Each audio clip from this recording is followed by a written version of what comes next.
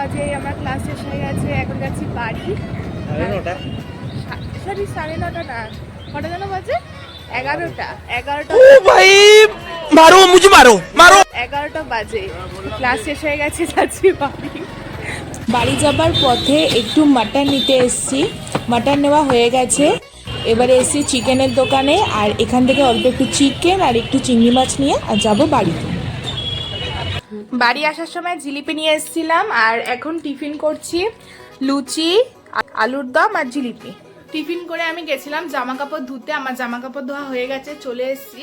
আর তোমরা দেখলেই যে আজকে ট্যালির ক্লাস ছিল, তো ট্যালির ক্লাস থেকে ফেরার পথে আজকে বাজার করে ফিরেছিলাম, একটু মাটন চিকেন আর চিংড়ি মাছ নিয়ে এসেছিলাম। কারণ বুধবার দিন যেহেতু 25 ডিসেম্বর আছে, তো 25 ডিসেম্বর কোথাও যাওয়ার প্ল্যান নেই, বাড়িতেই একটু ভালো মন্দ রান্না হবে, এইটুকুই জাস্ট প্ল্যান আছে। আর তার জন্য মা এখানে তিনটে মাংস আছে, আজকে একটা হবে, বুধবার দিন একটা হবে, আর চিকেনটা মিক্সড ফ্রাইড রাইসের জন্য হবে, আর কাবাবের হবে।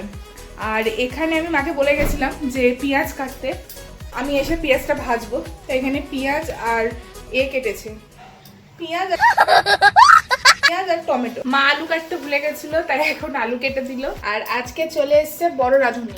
এ রাঁধুনিকে সবসময় দেখা যায় না রান্নাঘরে, কিন্তু যখন ঢোকে তাকে সব জোগাড় করে দিতে হয়, সব পরিষ্কার পরিচ্ছন্ন করে দিতে হয়, তারপরে সেই রাঁধুনি রান্না করে। समझ रहे हो? প্রথমে আমি কড়াই বসিয়ে দিয়েছি, আর এখানে খুন্তি কোথায় গেল? বড় নেবো? ও আচ্ছা পেয়ে গেছি, তোমার সামনে খুন্তি দেবো, দেখতে পাইনি। হ্যাঁ, মা বলছে নতুন রান্নাঘরে ঢুকে আমি থতমত খেয়ে যাচ্ছি। আলুগুলো আমি ফার্স্টে ভেজে নিচ্ছি।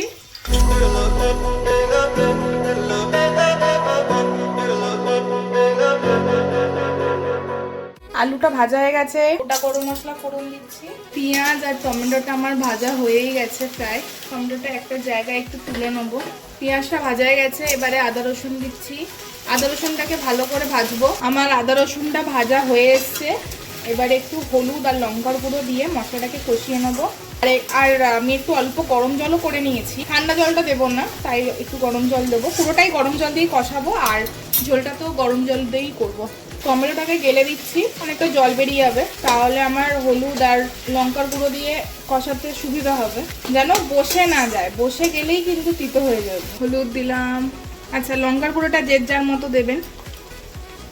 এবারে এটাকে গ্যাসটাকে একদম লোই আছে আমার গ্যাস, আর এটাকে একটু জল দিয়ে ভালো করে কষাবো, একটু লাল লাল যতক্ষণ না তেলটা ছাড়ছে একটু কষাবো, তারপরে মাংসটা দিয়ে দেবো।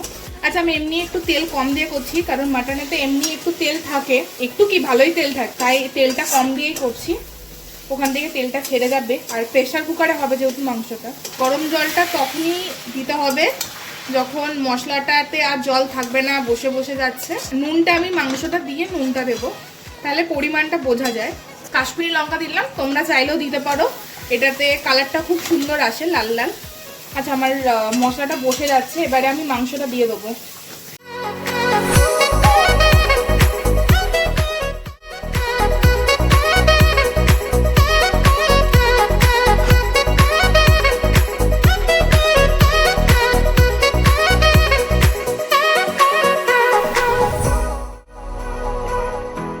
আমি এখন মাটনটা কষাচ্ছি, আর মা এখানে চিংড়ি মাছটা ছাড়িয়েছে, এই যে মাথা হাত দিলাম, হাতটা ধুই আগে।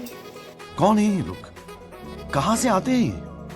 আর মা এখানে চিকেনের ওই সলিড পিসগুলোকে আলাদা করছে, কারণ মিক্সড ফ্রাইড রাইসে তো চিকেনগুলো কষিয়ে দেবে তার জন্য, আর কাবাবের মাংস আলাদা করে ম্যারিনেট হবে। মাংসটা ম্যারিনেট করে রাখছি, এটা মটনটা করলাম, আর ফ্রাইড রাইসে একটু পিওর এটাকে মাছ দিয়ে দেবো, ওইটা রাখলাম। আর এখানে কাবাব হবে, 25 ডিসেম্বর একটু কাবাব রাখতে হবে, তাদের সব খাওয়া দাওয়া হবে, এগুলো একটু ম্যারিনেট করে রেখে দিচ্ছি মোটামুটি, তখন তো সব ধনে পাতা দই ফোন সব দেওয়া হবে। এখানে মাটনটা আমার হয়ে গেছে, আর প্রেসার কুকারের মধ্যে আলু, মাটন কষা, ঝোল আর নুন সবকিছু ব্যালেন্সে দিয়ে, যার যেরকম মাংস সিদ্ধ হতে সিটি লাগে সেরকম সিটি দিতে হবে, দিলে রেডি হয়ে যাবে লাল লাল ঝোল ঝোল মাটন কষা।